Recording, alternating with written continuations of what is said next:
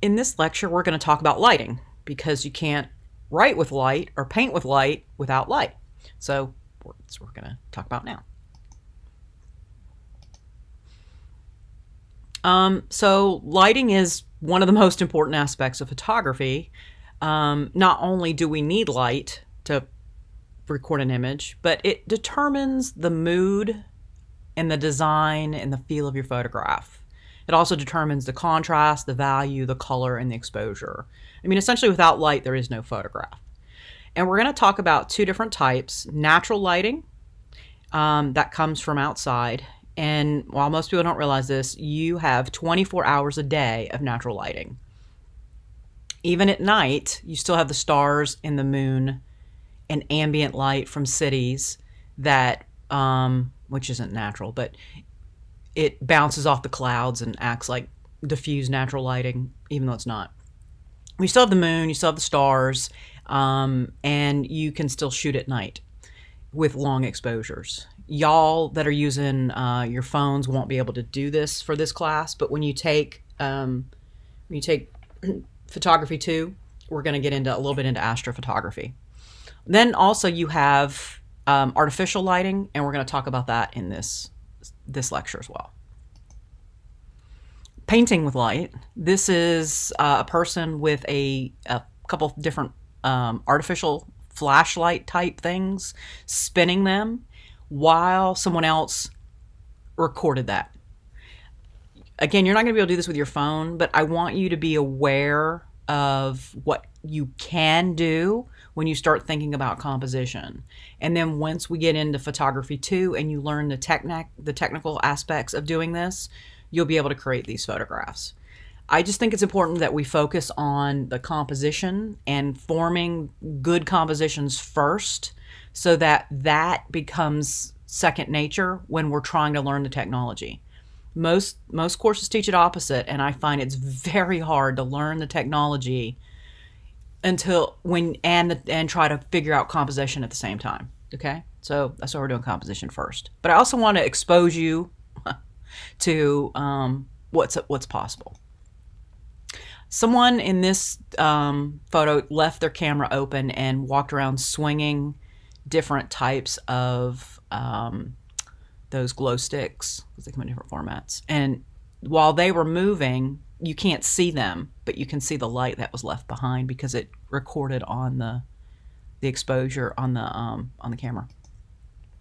This is steel wool on fire, and I'm not suggesting anyone do that. I'm just telling you that is a technique that you'll see photographers use, and that's what it is when you see this. When you're looking at this, this is someone who set steel wool on fire in a device so that they're not holding it, and then they're swinging it. And it does spit off sparks, as you can see, and it does hurt if you get hit with those sparks. So I'm telling you not to do that. But when you see it, that is what it is. Okay, so natural light, it originates from natural sources, such as the sun or the moon, though technically there's no such thing as moonlight. It's the sun bouncing off the moon. So the majority of natural light is coming from the sun. We do get some from the stars. In general, this is preferable for photography because it's actually the light that our eyes evolved to see. So it's the light that we are most conditioned to interpret and like to look at. Just a beautiful sun. I want to say it's a sunrise, but it's awfully pink, and it looks to me like, well, trying to think. I don't know which way the mittens face. Those are the mittens in Utah, and they're mittens because you can see the thumb, and then this one, and they're really there like that. Eventually, these things are going to fall off, but probably not anytime soon. Though you do hear about those giant arches collapsing all over the world periodically. It's just erosion. So I'm going to say that's sunset. I think those things faced west. Anyway, so sunrise, sunset, and the sun coming up, and the dog enjoying the beautiful sunset. One of the things that you can tell the difference between sunrise and sunset if it's not filtered, because sunrises are bluer and sunsets are redder. And that has to do with star shift. When stars are spinning, I'm trying to remember if it's away from you, they're shifting blue. When they're spinning towards you, they're shifting red, or opposite. I should have looked that up, but I can't now because I'm using the screen capture. And you and that's why you get those and then when also the way it hits the atmosphere, but you get the different colors. This is likely sunset. But you can add filters and make adjustments to your sunrise shots to get rid of that bluishness.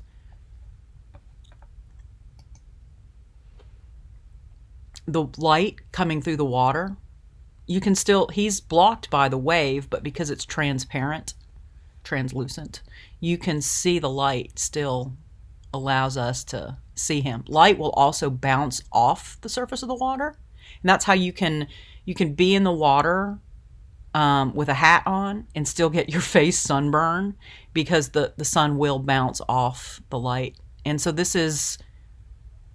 we can see him. He's not a silhouette. He's still not direct sun, but he's got indirect sun that's hit him. But we can still see him because of that bounce light and the light through the water. That wave is beautiful.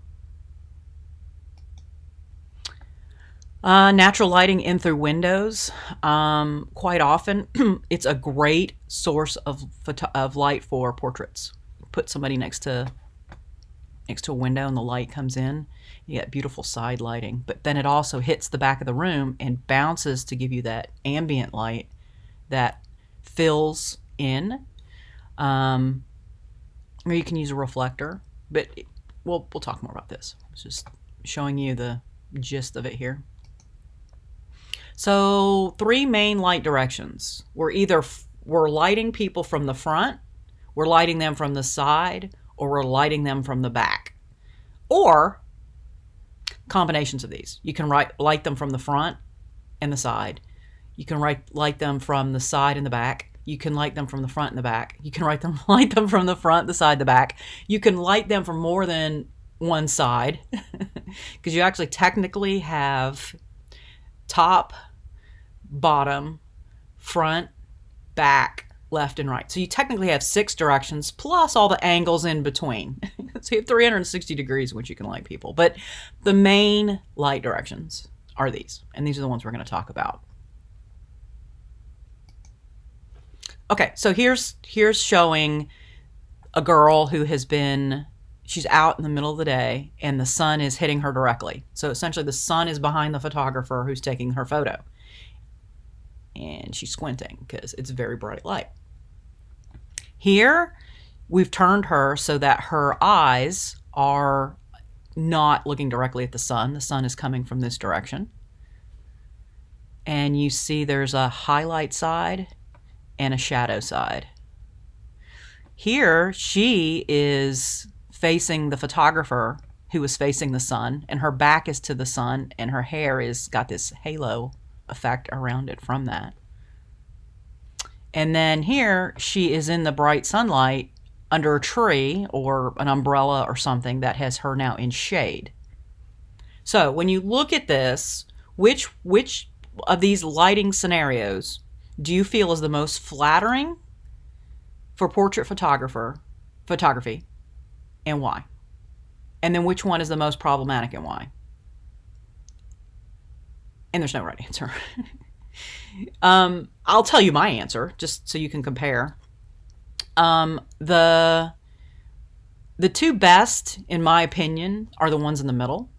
The one on right here, it depends on the mood again, right? So it depends on what we're trying to achieve. This one is beautiful in the sense that it has nice contrast. She's still kind of squinting a little bit, so I might turn her just a little bit more to the right, and I would definitely use a fill light on this side. And when we get to photography 2, we'll talk about flash. For right now, don't flash anything. You wanna turn your flash off on your camera for now to understand working with raw composition. We'll get into adding the flash later. I also think this portrait of her is quite beautiful. It's very soft. She's a little girl, so we don't want to harsh photography on her. However, there may be a time. I mean, that the lighting here is ideal. This is the perfect exposure in so many ways. There might be a time here where we want to use this front lit sun, but then somehow shield her eyes with her hand or another object that allows us to have this ideal lighting, because that front lit sun is ideal lighting. It creates the best, sharpest contrast. Open shade is great too. You also can get this on an overcast day because it's diffused light. So the one that's most flattering for portraiture is the one that works for the shot you were trying to take. Okay?